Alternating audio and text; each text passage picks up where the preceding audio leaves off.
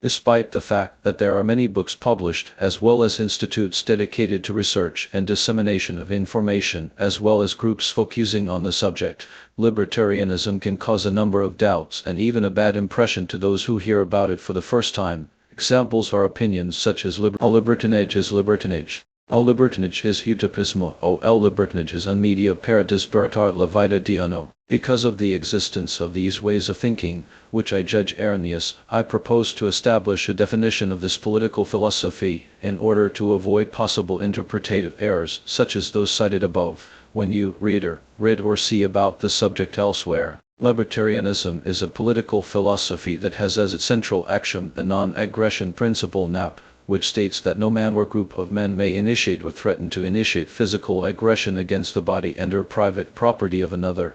The use of physical force is only permitted for defense and must be proportional to the period and level of violence employed against the victim. In addition, the libertarian creed is also composed of the defense of two natural and universal rights: the right to property goods that individuals legitimately possess by original appropriation and self-ownership sovereignty of the human being over his own body.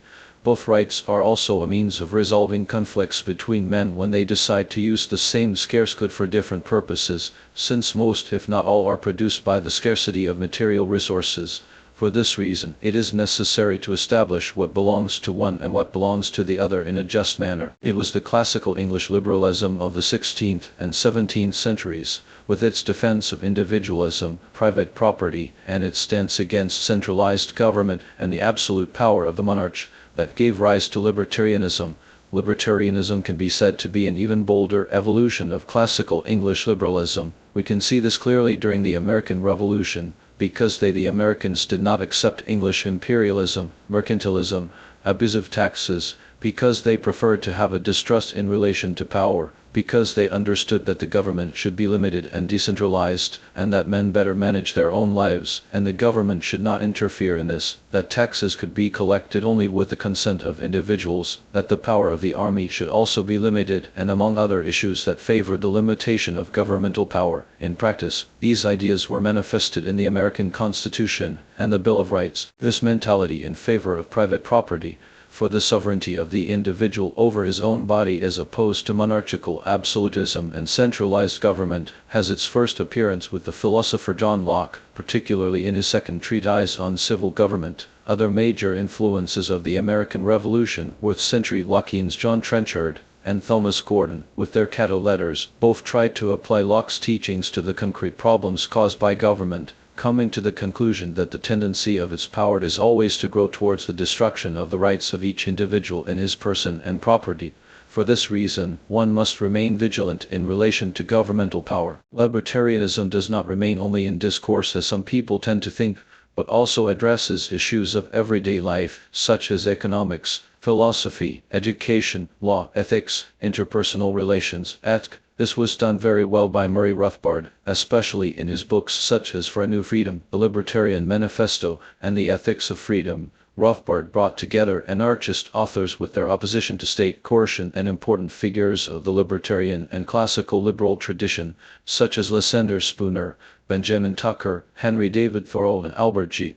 Nock, Frédéric Bastiat, Gustave de Molinari and Etienne de la Boétie, which gave rise to the so-called modern libertarianism, popularly known as anarcho-capitalism, private property anarchism. He concluded that the state does not live for the benefit of those it claims to represent, but that, in reality, such an institution is sustained by the legalized theft of wealth taxes from individuals, which uses coercion against peaceful human beings, thus ruining their freedom and impoverishing them. In addition, the state is also aided by statist intellectuals whose purpose is to justify the necessity of its existence, making it legitimate for the majority of the public in exchange for status and money. At present, who continues the legacy of Murray Rothbard is the Austro-libertarian political philosopher and economist Hans Hermann Hoppe, who with his argumentative rigor makes a consistent defense of private property against state coercion, taking into account theoretical and also empirical issues. Another theorist who tries to explain other more controversial issues in the light of Rothbardian ethics is the economist Walter Block, mainly in his famous book Defending the Indefensible. In view of the above, libertarianism has nothing to do with libertinage, utopianism, or the disorganization of people's lives. In the first place, because it lays down no rule that encourages reckless actions on the part of men, and that attitudes which they judge morally inappropriate for themselves may well be rejected by each person individually. Secondly, this political philosophy has neither the purpose nor the means of creating a society formed out of nothing, quite the contrary. The proposal is for the return of peaceful values which have been duly enhanced over time, and which favor the freedom of each individual over social engineers and government bureaucrats.